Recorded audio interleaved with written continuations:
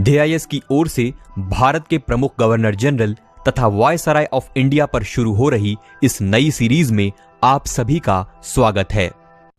आइए शुरू करते हैं हमारे इस सीरीज के दूसरे एपिसोड को वॉरेन हेस्टिंग्स से।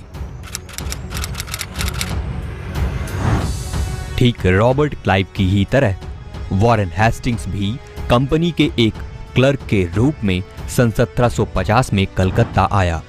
क्लाइव द्वारा षड्यंत्र से जीते गए प्लासी के युद्ध के पश्चात सन 1758 में वॉरेन हेस्टिंग्स को कंपनी का रिप्रेजेंटेटिव बनाकर बंगाल के नवाब मीर जाफर के कोर्ट में रहने के लिए भेजा गया। इस प्रकार हेस्टिंग्स एक ब्रिटिश रेजिडेंट के रूप में बंगाल की राजधानी मुर्शिदाबाद जा पहुंचा। फिर सन 1761 में उसे कलकत्ता वापस बुलाकर कंपनी की काउंसिल का सदस्य बनाया गया। कलकत्ता काउंसिल में कंपनी द्वारा किए जा रहे भ्रष्टाचार के खिलाफ आवाज उठाने के कारण उसे काफी आलोचनाओं का सामना भी करना पड़ा। अंततः वह काउंसिल से इस्तीफा देकर सन 1765 में इंग्लैंड वापस लौट गया।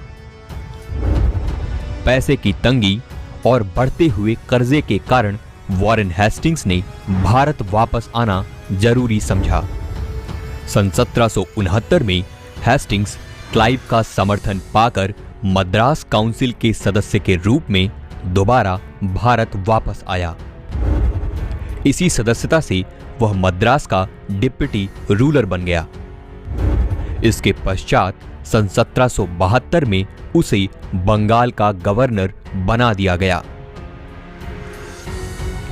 गवर्नर के पद पर रहते हुए ही उसने 1772 में कलकत्ता को बंगाल की नई राजधानी घोषित कर दिया और साथ ही साथ ट्रेजरी यानी कि राजकीय कोषागार को भी मुर्शिदाबाद से कलकत्ता में स्थानांतरित कर दिया। इसी दौरान ब्रिटिश पार्लियामेंट ने रेगुलेटिंग एक्ट 1773 पारित कर एक नए पद गवर्नर जनरल ऑफ बंगाल का गठन किया।